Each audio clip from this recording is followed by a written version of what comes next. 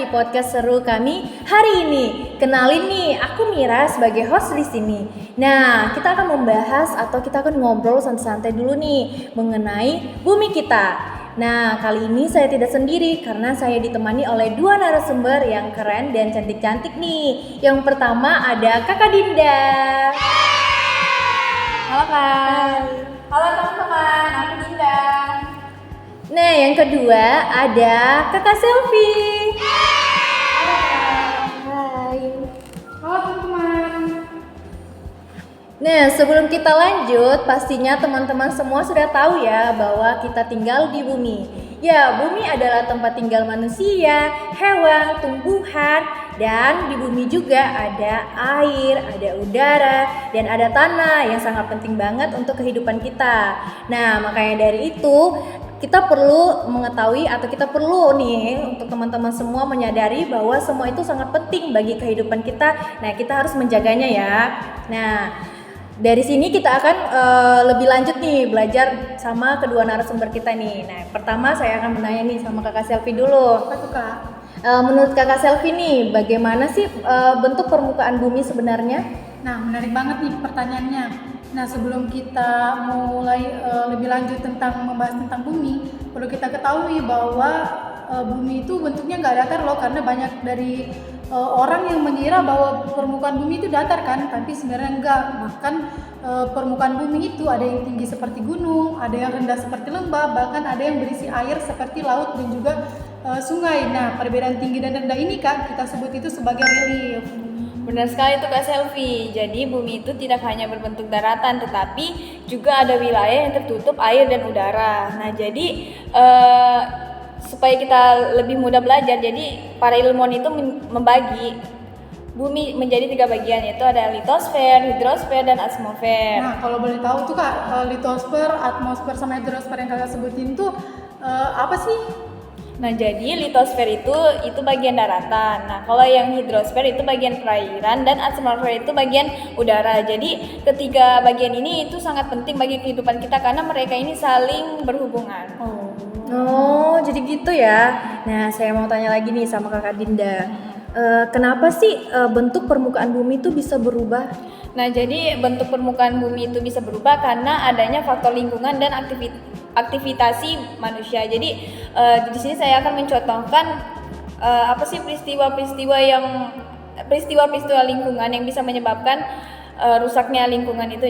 Jadi itu adanya gempa bumi, tsunami, dan angin puting beliung. Jadi peristiwa-peristiwa seperti inilah yang bisa mengubah lingkungan secara cepat, dan kita sebagai manusia itu tidak bisa mengendalikannya. Nah, gak hanya aktivitas alam loh, bahkan peran manusia itu penting banget nih dalam perubahan bumi. Misalnya kita kalau lagi bangun rumah atau lagi bangun jalan ataupun lagi nebang hutan. Nah, nebang hutan ini kan, apalagi nebang hutan secara liar itu kan sangat terlarang, bikin lingkungan kita jadi nggak sehat, lingkungan jadi gersang, panas, istilahnya nggak sehat lah.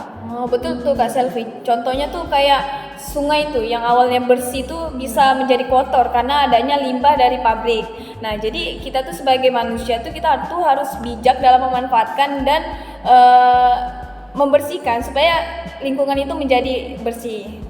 Nah, biasanya sih orang-orang yang gitu, orang-orang yang nggak aware tentang bumi, nggak peduli tentang kebersihan bumi, bahkan yang nggak tahu lah tentang menjaga bumi. Jadi mereka melakukannya secara kayak menebang pohon secara liar tuh, mereka nggak peduli lah tentang itu. Nah, teman-teman, sekarang kita sudah belajar mengenai bumi kita nih. Nah, sekarang kita akan masuk di bagian yang paling menarik. Nah, pertama saya mau tanya Kakak Selfie lagi. Bagaimana sih sebenarnya bumi bisa berubah dari dalam? Nah, perlu kita ketahui dulu bahwa kalau permukaan bumi itu tersusun dari lempeng-lempeng yang sangat besar. Nah, kalian bayangin aja macam ada puzzle raksasa yang tersusun rapi. Nah, lempeng-lempeng ini itu bisa bergerak sesuai dengan yang tersusun tadi tuh. Nah, teman-teman, jadi pergerakan ini terjadi karena adanya arus konveksi. Kalian tahu nggak sih arus konveksi itu apa? Nggak tahu Kak, jelasin dong. Oh, jadi arus konveksi yang ada di dalam bumi itu adalah pergerakan panas di dalam cairan atau bahan seperti batuan cair. Contohnya kira-kira seperti apa ya? Contohnya nih yang paling sederhana lah, yang paling kita bisa temui di kehidupan nyata. Contohnya air panas ya.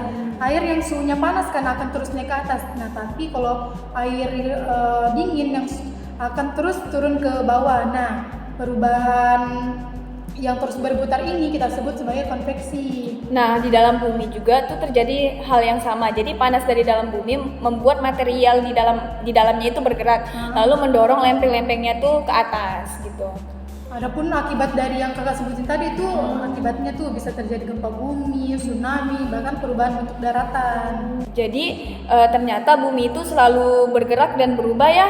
Padahal kita tuh nggak pernah sadar, walaupun kita tuh nggak pernah sadar kan? Iya kak, makanya ada namanya tsunami karena kan bumi itu bergerak dari lempeng-lempengnya itu terus bergerak, makanya ada getaran yang bisa membuat gempa bumi dan juga adanya tsunami.